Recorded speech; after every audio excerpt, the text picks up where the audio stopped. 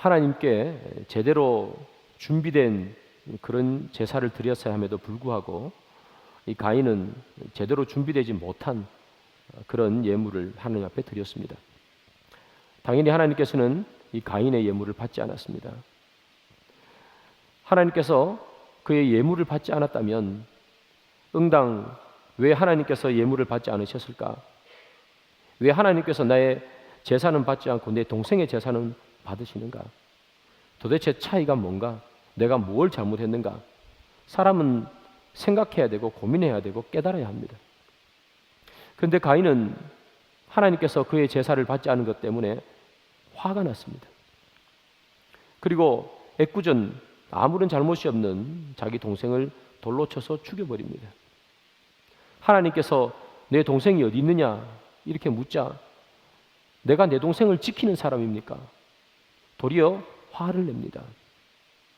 사람을 죽이고 회개해야 됨에도 불구하고 그는 하나님 앞에 화를 냅니다. 하나님께서 이런 가인에게 벌을 주시죠. 죄를 지었으니까 벌을 받아야 되겠죠. 하나님께서 가인에게 주신 벌은 이것입니다. 내가 아무리 열심히 땅을 기경을 하고 농사를 지어도 그 땅이 효력을 잃어버릴 것이다. 그리고 너는 땅에서 유리하는 자, 방황하는 자가 될 것이다 하는 그런 벌을 주셨습니다. 여러분 아시는 것처럼 가인은 직업이 농부입니다. 그런 농부였기 때문에 하나님 앞에 제물을 드릴 때에 곡식을 드린 겁니다. 그런데 하나님께서 그에게 벌을 주시기를 땅이 효력을 잃을 것이다 그런 벌을 주셨습니다. 농부가 땅을 일구어 살아가는 사람인데 땅이 효력을 잃어버리고 생산물을 만들어내지 못하면 그는 어떻게 살아가겠습니까? 그래서 그는 떠돌아다닐 수밖에 없게 되는 거죠. 농부가 농사를 못 짓고 땅이 아무것도 생산해내지 못하면 먹을 것이 있는 곳 그곳으로 계속해서 움직여야 되는 것 아니겠어요? 그래서 하나님께서 가인에게 너는 유리하는 자가 될 것이다 그렇게 말을 했습니다. 하나님의 이 이야기를 듣고 이 가인은 자기가 받은 이 형벌이 너무 무겁다고 생각했습니다. 회개하지 않고 무겁다고 생각했습니다. 그리고 하나님 앞에 얘기합니다. 하나님 내 죄가 너무 무겁습니다. 하나님 내 형벌이 너무 무겁습니다. 그렇게 얘기합니다. 그것이 오늘 창세기 4장 14절에 있습니다. 주께서 오늘 이 지면에서 나를 쫓아내시온즉 내가 주의 낯을 배웁지 못하리니 내가 땅에서 피하며 유리하는 자가 될지라 무릇 나를 만나는 자마다 나를 죽이겠나이다 이렇게 말합니다. 이 가인은 하나님의 말을 듣고 자기가 크게 두 가지로 자기의 형벌을 정의합니다. 그리고 이 두 가지 벌은 자기에게 너무 무겁다고 그렇게 얘기합니다. 그가 말한 첫 번째 형벌은 무엇이냐 하면 하나님의 얼굴을 볼 수 없다는 겁니다. 방금 읽었던 4장 14절을 보면 주께서 오늘 이 지면에서 나를 쫓아내시온즉 내가 주의 낯을 배웁지 못하리니 라고 얘기합니다. 하나님의 얼굴을 보지 못하는 것은 하나님 나에게는 너무나 큰 벌입니다. 그렇게 얘기하는 겁니다. 사랑하는 여러분, 우리가 하나님의 음성을 듣지 못하는 것 그리고 하나님의 얼굴을 보지 못하는 것 하나님과 함께 있지 못하는 것은 너무나 큰 벌이죠. 맞습니다. 그건 큰 벌입니다. 그런데 오늘 이 이야기를 가인은 언제 하는가 하면 자기 동생을 죽이고 난 후에 하는 겁니다. 자기 동생을 죽이고 난 다음에 회개를 하거나 하나님이 그를 부르셨을 때에 그는 무릎을 꿇고 용서를 구했어야 합니다. 그런데 오히려 그는 동생을 죽이고 난 후에 내가 내 동생을 지키는 자입니까? 하나님 앞에 큰 소리를 칩니다. 그리고 나서 돌아서서 그가 하는 이야기가 뭐냐 하면 하나님 나는 하나님의 얼굴을 뵙지 못하면 나는 너무나 힘듭니다. 하나님의 얼굴을 내가 보지 못하는 것은 나에게는 형벌이나 마찬가지입니다. 그렇게 얘기한단 말이죠. 사람을 죽여놓고 돌아서서 하나님 사랑합니다 하는 거예요. 하나님이 나에게 얼굴을 돌리시면 나는 살 수가 없습니다 하고 얘기하는 거예요. 그렇다면 이 가인이 고백한 하나님이 얼굴을 돌려버리시면 나는 살 수가 없습니다 하는 이 신앙의 고백이 신앙의 고백이냐 하는 거예요. 이 가인의 모습을 보면 때로 우리가 하나님 앞에 신앙을 고백하는 것이 얼마나 허무하고 얼마나 연약한가를 우리는 보는 거예요. 여러분, 이 가인의 고백이죠.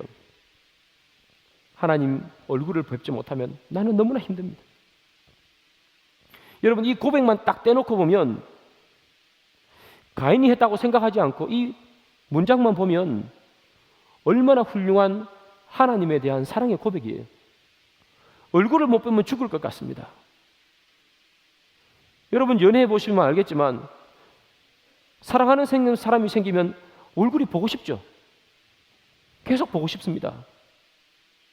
하나님의 얼굴을 보지 못하면 나는 죽을 것 같아요. 이게 사랑의 고백이죠. 이 고백은 마치 누구를 떠올리게 하는가 하면 다윗을 떠올려요. 시편 4편에 보면요, 다윗이 하나님 앞에 신앙 고백하는 게 있어요. 너무나 힘든데 그때 다윗이 이렇게 얘기합니다. 내가 주의 얼굴을 뵈면 포도주가 풍성한 것보다 더 기쁘겠습니다. 이렇게 얘기합니다. 내가 하나님의 얼굴을 보면 포도주가 풍성한 것보다는 더 기쁩니다. 이게 다윗의 고백이에요. 이 고백과 하나님, 내가 당신의 얼굴을 보지 못하면 나는 죽을 것만 같아요 하는 이 고백이 뭐가 다르겠습니까? 딱 떼놓고 보면 똑같은 얘기 아니겠? 이 가인이 지금 그렇게 훌륭한 신앙의 고백을 함에도 불구하고 그는 하나님 앞에 회개 한번 하지 않고 자기 동생을 죽이고 그렇게 이 이야기를 한다는 거죠. 사람은 이런 존재입니다. 뻔뻔하다는 거예요. 사람 죽이고 하나님 사랑한다 말할 수 있는 것이 사람의 죄악된 본성에서 나오는 뻔뻔함이에요. 사실은 이 가인의 모습은 우리의 모습 속에도 남아 있어요. 우리가 때로 그렇게 말하지 않습니까? 나는 예배가 너무 즐겁습니다. 나는 예배를 드리지 못하면 살 수가 없을 것 같고 너무 답답합니다. 나는 기도하지 않으면 살 수가 없어요. 여러분, 그렇게 고백하고 돌아서서 말로 우리 입으로 사람을 다 죽여버리는 것이 우리들이에요. 우리의 신앙의 고백과 그리고 우리의 삶이 너무나 차이가 많을 수 있다는 거예요. 그러면 이 가인의 신앙 고백이 하나님을 향한 올바른 신앙 고백이겠냐 하는 것을 물어보는 거죠. 사랑하는 여러분, 저도 여기 계신 우리 성일교회 모든 성도님들도 이 가인 같지 않기를 바랍니다. 우리의 신앙 고백, 하나님을 사랑한다는 이 신앙 고백이 말로만 그치고 삶으로는 그냥 그칠 것 없이 하고 싶은 대로 하고 살아가는 그런 가인의 모습이 우리의 인생에 없기를 바랍니다. 부족해도 연약해도 우리가 하는 신앙 고백을 따라서 그렇게 신앙의 삶을 살아갈 수 있는 그런 저와 여러분들이 되기를 소망합니다. 가인은 자신이 받은 이 첫 번째 형벌, 하나님의 얼굴을 뵙지 못하는 것, 그게 너무 큰 형벌이라 그렇게 말합니다. 조금 뻔뻔스럽죠. 두 번째, 자기가 받은 견딜 수 없는 형벌, 그걸 무엇이라고 얘기하는가 하면 죽음의 공포라 얘기합니다. 여러분, 하나님께서 이 가인을 땅에서 유리하도록 만들어 버렸습니다. 땅에서 내쫓은 거죠. 농부가 농사를 못 짓고 쫓겨난 겁니다. 땅에서. 하나님께서는 함부로 아무 때나 쫓아내지 않습니다. 하나님께서는 아무 때나 기분 나쁘다고 순간적인 감정으로 누군가를 쫓아내는 분이 아니십니다. 창세기 15장 14절을 봅니다. 16절입니다. 내 자손은 4대 만에 이 땅으로 돌아오리니 이는 아모리 족속의 죄악이 아직 가득 차지 아니함이니라 하시더니, 이 이야기는 하나님께서 아브라함에게 하신 말씀입니다. 내 자손이 4대 만에 다시 돌아오리라, 가나안 땅으로 돌아오겠다고 얘기하는 겁니다. 그러나 아직 지금 돌아오지 못하는 것은 아모리 족속의 죄악이 가득 차지 않았기 때문이라고 얘기합니다. 아모리 족속의 죄악이 가득 차야 아모리 족속을 내쫓고 아브라함의 자손이 그곳으로 들어온다는 얘기예요. 아브라함의 자손을 지금 넣고 싶어도 하나님은 아모리 족속의 죄악이 가득 찰 때까지 기다리는 겁니다. 그들이 완전히 내어 쫓기기 전까지 하나님께서는 혹여나 돌아올까 참고 기다리고 인내하는 겁니다. 우리가 죄인이다 보니까 한두 개 지었다고 우리를 심판하는 게 아니라 참고 기다리는 거예요. 우리의 도덕성이 완전히 제로로 떨어질 때까지 하나님은 그래도 참고 기다리시겠다는 거예요. 그리고 기다리고 참고 참다가 그 죄악이 계속 쌓여서 더 이상 참을 수 없을 때가 되면 그때 쫓아내는 거예요. 가인 쫓겨나죠, 땅에서. 여러분, 가인이 쫓겨났습니다. 동생 죽였다고 쫓아냈을까요? 물론 동생을 죽인 죄는 너무나 큽니다. 그러나 하나님께서는 뭐요? 죄가 찰 때까지 쫓아내지 않는 분이라고요. 그럼 이 가인의 동생을 죽이기 전에 삶을 우리는 알 수 있죠. 그는 막 살았습니다. 그때부터 하나님께서는 참고 기다리신 거예요. 그리고 쫓아내신 거예요. 땅에서 쫓겨나면 어떻게 됩니까, 여러분? 하나님 앞에 납작 엎드려야죠. 하나님 잘못했습니다. 우리가 부모님한테 세게 매를 맞으면 애들이 납작 엎드리잖아요. 한 며칠은 말 잘 듣잖아요. 그 다음이 문제지. 하나님 앞에 엎드려야 되는 거예요. 땅에서 쫓겨났으면. 그런데 이 가인은요, 뭐라고 얘기하느냐면, 하나님, 내가 땅에서 쫓겨나니까, 땅에서 떠돌아다니니까 언제 내가 다른 사람에게 맞아서 죽을지 모르겠습니다. 그렇게 얘기하는 죽음의 공포. 너무 무거운 형벌이라는 거예요. 이 가인의 이 말이 얼마나 여러분 이기적입니까? 하나님, 내가 유리하며 땅에서 방황하며 돌아다니다가 다른 사람에게 내가 혹시 죽을지 모르겠습니다. 너무 이기적이죠. 자기는 자기 마음대로 자기 동생을 죽였지 않습니까? 자기 기분 나쁘다고 자기 동생을 돌로 쳐서 죽였지 않습니까? 그런데 왜 자기는 죽으면 안 됩니까? 왜 다른 사람은 자기를 죽이면 안 됩니까? 기분 나빠서. 자기는 죽여도 되고 자기는 죽으면 안 됩니까? 이 가인의 이야기입니다. 얼마나 이기적입니까? 나는 해도 괜찮고 남은 하면 안 되고, 내가 하는 것은 괜찮고 남은 하면 안 되고. 우리가 여러분 워낙 자주 써서 꼭 사자성어 같습니다만 사자성어 아니면 자주 쓰는 말이 있습니다. 내로남불. 내가 하면 로맨스고 남이 하면 불륜이다. 우리 그런 말 가끔씩 쓰지 않습니까? 내가 하면 괜찮아요. 나는 기분 나빠서 죽였어요. 돌로 쳐서. 나는 그런데 다른 사람에게 죽으면 안 돼. 나는 실수할 수 있어. 사람이니까 실수할 수 있지. 잘못할 수 있지. 뭐 실수한 것 가지고 그렇게 많이 이야기를 해. 그러면서 남이 실수하면 어떻게 됩니까? 그것도 못해. 왜 그렇게 집중력이 없어? 왜 그렇게 정성이 없어? 왜 그렇게 준비성이 없어? 하는 것이 우리 인간이더라. 내가 무엇인가 하면 다 괜찮고 남이 하면 안 되고, 내가 부족한 건 이해해 주기를 바라고 남이 부족한 건 가차없이 비난하고, 그 모습이 우리 가운데 있다면 그것은 바로 가인의 모습인 거예요. 나에게는 한없이 너그럽고 남에게는 한없이 지적을 하고, 그것이 사람의 모습이랍니다. 그래서 성경은 뭐라고 얘기합니까? 어찌하여 너는 내 눈에 있는 들보는 보지 못하고 남의 눈에 있는 작은 것을 너는 그렇게 보느냐? 나는 해도 되고 너는 안 돼. 사랑하는 여러분, 이런 일들이 교회 안에서 일어나기도 합니다. 나는 아무것도 하지 않아요. 근데 누가 실수하면 그거 다 되고 뭐라고 말을 합니다. 우리 교회는 그런 사람이 없기를 바랍니다. 나는 아무것도 안 하고 있는데 열심히 하다가 실수할 수 있죠. 근데 그 열심히 하다 보면 잘 못할 수도 있죠. 근데 못했다고 뭐라 하고, 실수했다고 뭐라 하고, 그것도 못하냐고 뭐라 하고, 나는 안 하면서.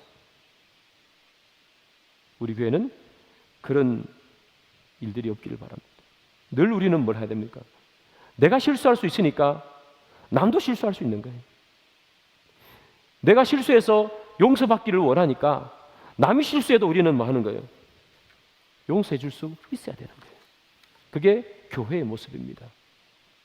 그게 없으면 누구의 모습이에요? 가인의 모습이 되는 거죠. 가인은 자신이 땅을 유리하게 되면 사람들이 자기를 죽일까 봐 겁난다고 얘기합니다. 그 이야기를 들은 하나님께서 어떻게 대처하시는가 하면 가인에게 표를 주겠다 얘기합니다. 표. 이 표가 무슨 표인지는 사실은 아무도 모릅니다. 그냥 추측하기를 가인의 몸에 어딘가에 무엇인가가 새겨지거나 붙어 있어서 사람들이 보면 아, 저게 가인이구나, 가인을 죽이면 안 되는구나 하는 알 수 있는 무엇인가가 아닌가, 그 정도로 추측할 수밖에 없습니다. 그래서 하나님께서 걱정하지 마라, 내가 너에게 표를 줄게.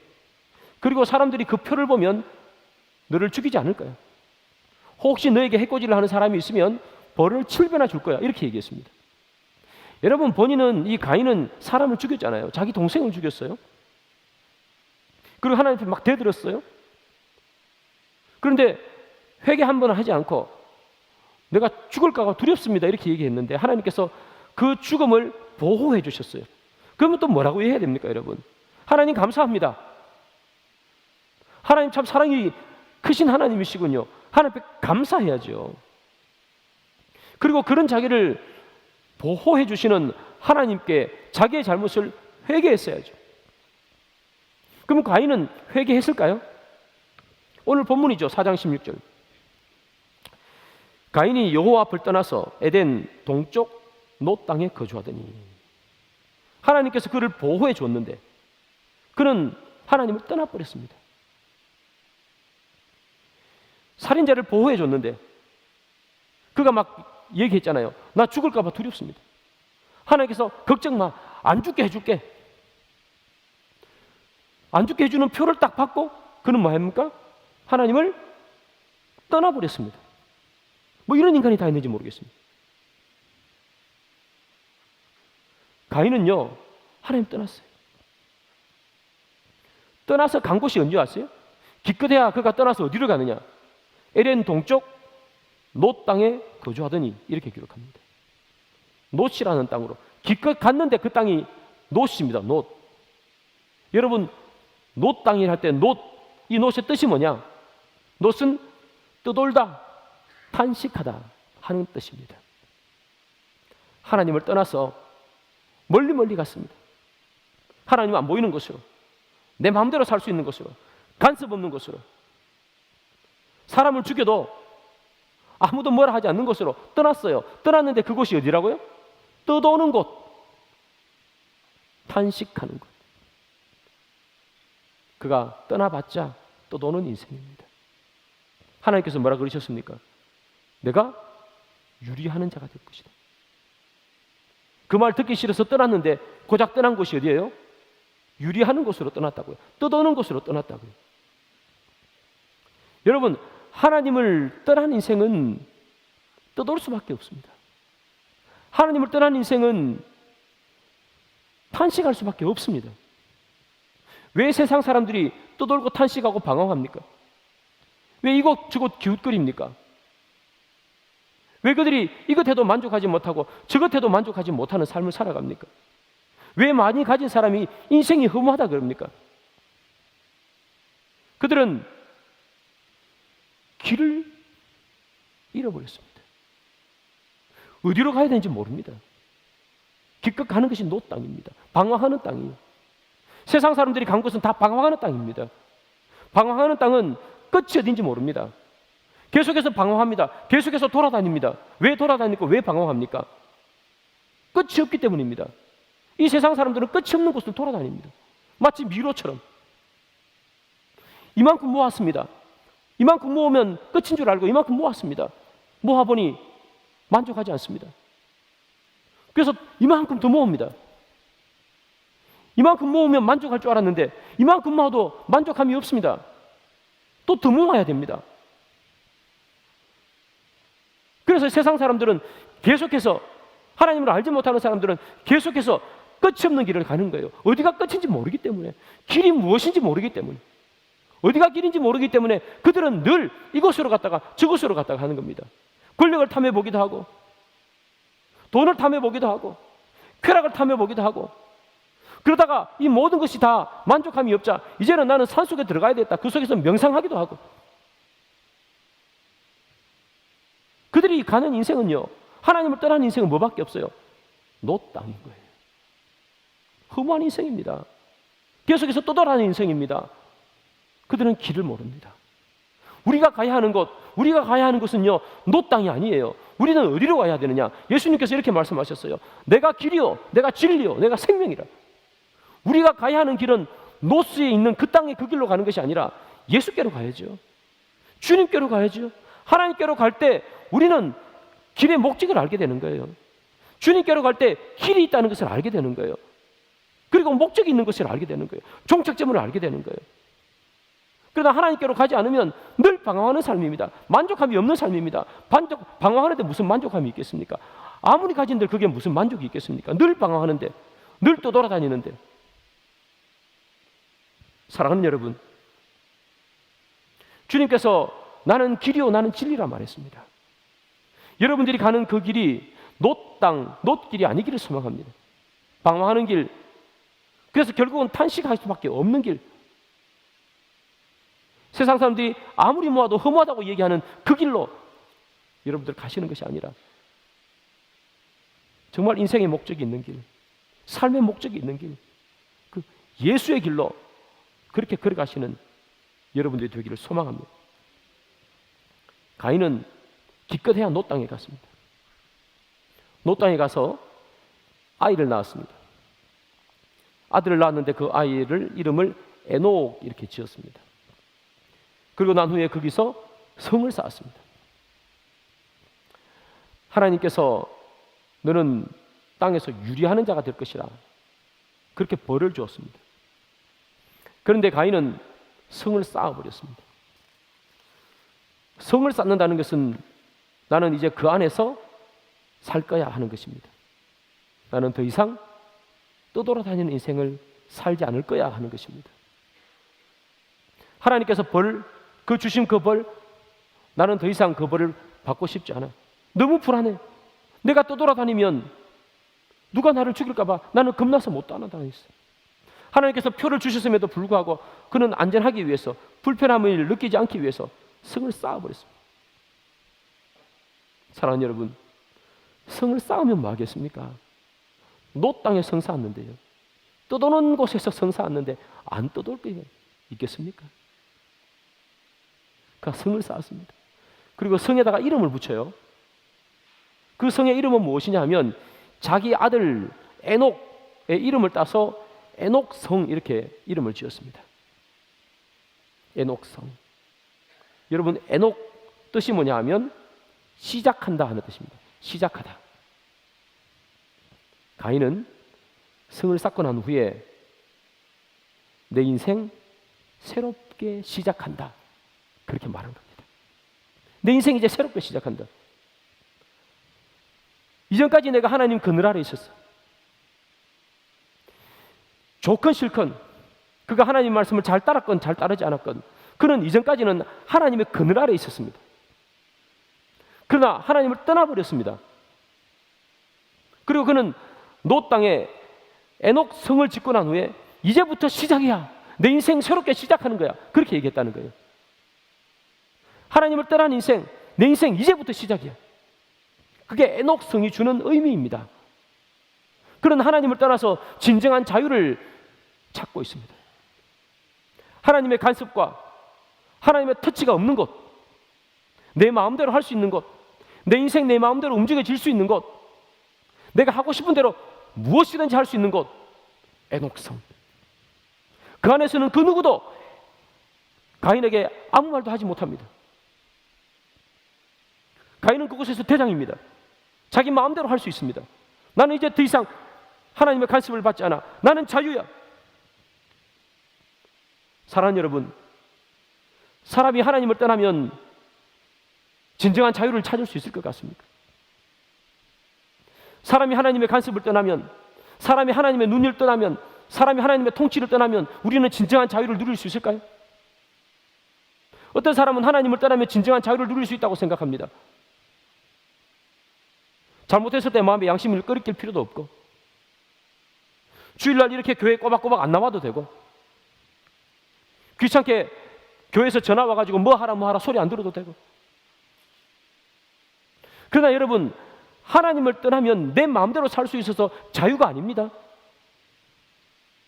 하나님을 떠나면 사탄과 마귀의 손에 잡혀 있는 겁니다. 그게 인생은 두 가지입니다. 하나님의 손에 잡혀 있느냐, 사탄과 마귀의 손에 잡혀 있느냐.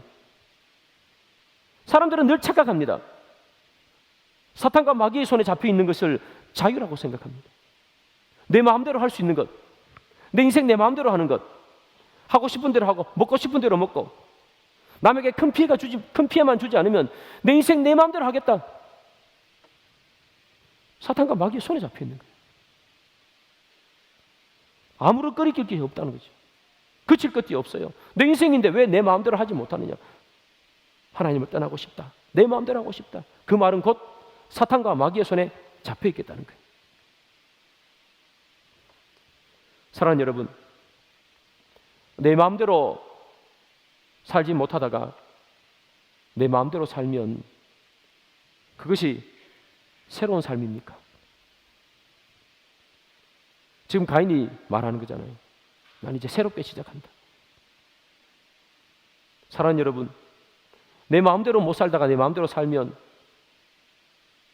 그게 새로운 삶입니까? 내 하고 싶은 대로, 내 먹고 싶은 대로 못 먹고 살다가 내 먹고 싶은 것, 내 하고 싶은 것 다 하고 살면 그게 새로운 삶입니까? 성경은 이렇게 얘기합니다. 그런즉 누구든지 그리스도 안에 있으면 새로운 피조물이라.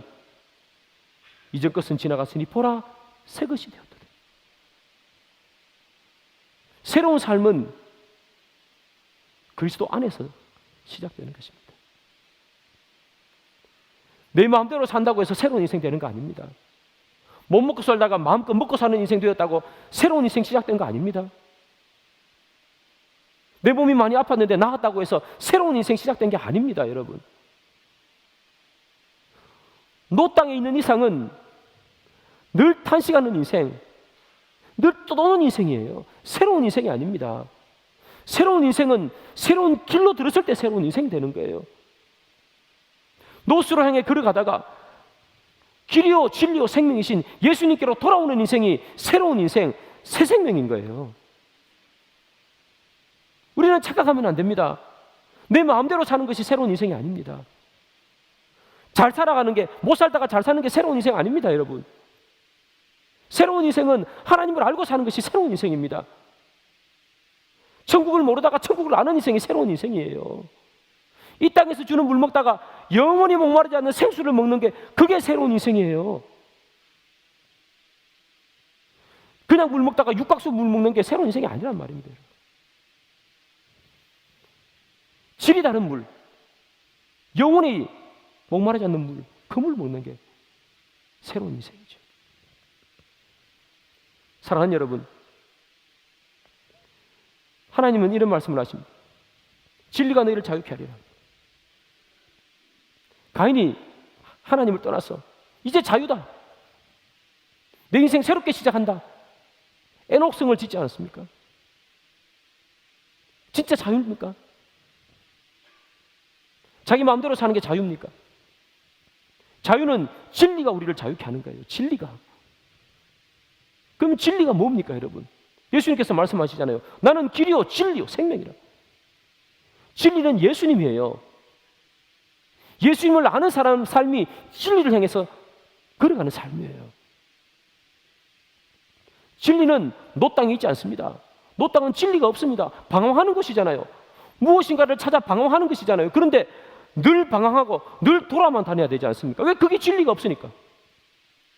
늘 방황하는 겁니다. 진리를 찾기 위해서. 사람들이 왜 좋은 옷 입고 좋은 차 사고 옷에 막 비싼 거 걸쳐 입고 그런 줄 아세요? 진리를 모르니까 그래요. 방황하니까 그래요. 허무하니까 그래요. 허무함을 어떻게 하면 좀 달래볼까? 이 세상 한 번 살면 죽어버리고 끝나는 인생, 허무한 인생, 어떻게 하면 이 허무함을 달래볼까? 옷으로 달래볼까? 차로 달래볼까? 그런 거예요. 사랑하는 여러분, 우리가 새로운 인생 시작되는 것, 새로운 삶을 사는 것, 그것은 예수 그리스도 안에 있을 때 비로소 새로운 삶을 살 수 있다는 것을 반드시 기억하는 그런 여러분들이 되기를 소망합니다. 오늘 본문에 나오는 이 가인을 보면요, 참 불쌍한 인생입니다. 왜 불쌍하냐? 그는 하나님 앞에 제사를 드린, 즉 예배를 드린 사람 아닙니까? 물론 하나님이 받지는 않았지만 그런 하나님과 대화도 했던 사람 아닙니까? 그런데 하나님을 떠나버렸습니다. 제일 불쌍한 인생이 예수 믿다가 예수 안 믿는 인생 아닙니까? 처음부터 몰랐으면 믿다가 안 믿어버려요. 가인이 하나님을 떠나버렸습니다. 하나님을 떠나버리니까 이제 그도 그것으로 끝나버렸습니다. 여러분, 사랑하는 여러분, 아무리 힘들고 아무리 어려워도 절대로 하나님을 떠나면 안 됩니다. 나무가 이렇게 있습니다. 나무에 가지가 붙어 있죠. 굵은 가지가 단단하게 붙어 있을 수도 있습니다. 그러나 어떤 가지는 연약하게 그냥 언제 떨어질지 모르게 붙어 있는 가지도 있습니다. 그러나 연약하게나마 붙어 있는 가지는 뿌리에서 올라오는 영양분을 공급받으면 튼튼해질 수 있습니다. 열매를 맺을 수도 있습니다. 붙어 있기만 하면 열매를 맺을 수 있단 말이죠. 그런데 아무리 굵은 가지도요, 뚝 떨어져서 땅에 떨어지면 그때는 끝입니다. 더 이상 영양 공급이 안 됩니다. 아무런 열매도 맺을 수 없습니다. 아무리 굵고 아무리 튼튼해도 시간이 지나면 다 말라 없어져 버립니다. 그러나 아무리 가늘한 가지라도 붙어 있으면 결국 열매를 맺습니다. 가인은 떨어져 버렸습니다. 사랑하는 여러분, 어떻게 해서든 하나님 앞에 붙어 있으시기 바랍니다. 어떻게 해서든 하나님을 떠나지 마시기 바랍니다.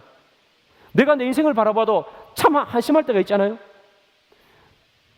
아무리 봐도 예배의 간격도 없이 습관적으로 예배를 드리는 것 같고,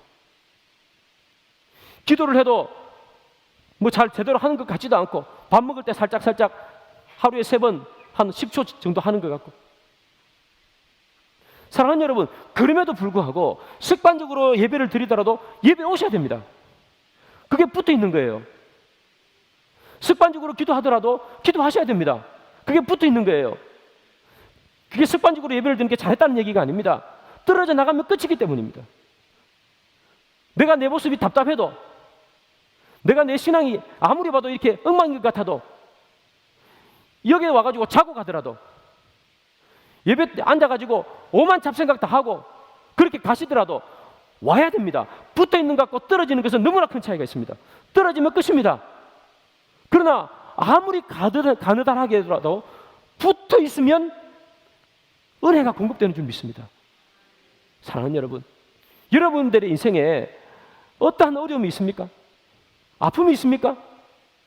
때로는 교회가 바라봐도 교회 불만이 있습니까?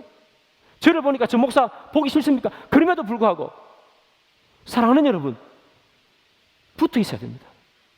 붙어 있으면 하나님이 은혜를 주십니다. 제 말씀 통해서 은혜를 받지 못하면 여러분들이 성경 읽다가 은혜를 주실 것이고, 유튜브를 보다가도 은혜를 받을 것이고, 그러나 떨어지면 것입니다. 떨어지면 방황하는 인생 삽니다. 계속해서 방황하다가 끝이 어딘지 모르게 죽을 때까지 방황하다가 그렇게 끝이 납니다. 그것이 예수를 떠나버리면 일어나는 인생입니다. 말씀의 결론을 맺습니다. 우리는 오늘 가인을 살폈습니다. 얼마나 불쌍한 인생입니까? 예수 믿다가 안 믿었습니다. 붙어만 있었어도 되었을 텐데 떨어져 나갔습니다. 가느다랗게는 말아도 붙어 있었으면 좋았을 텐데 떨어져 나갔습니다. 사랑하는 여러분, 여러분들의 어떠한 상황이 있어도 절대로 주님을 떠나지 마십시오. 하나님 앞에 하나님이 내 기도 안 들어주는 것 같고, 그래서 하나님 앞에 불평불만이 있을지라도 그래도 사랑하는 여러분, 습관적으로라도 이곳에 나와서 예배 드리십시오. 기도하십시오. 그러면 하나님께서 여러분들에게 언젠가 은혜를 공급해 줄 줄 믿습니다.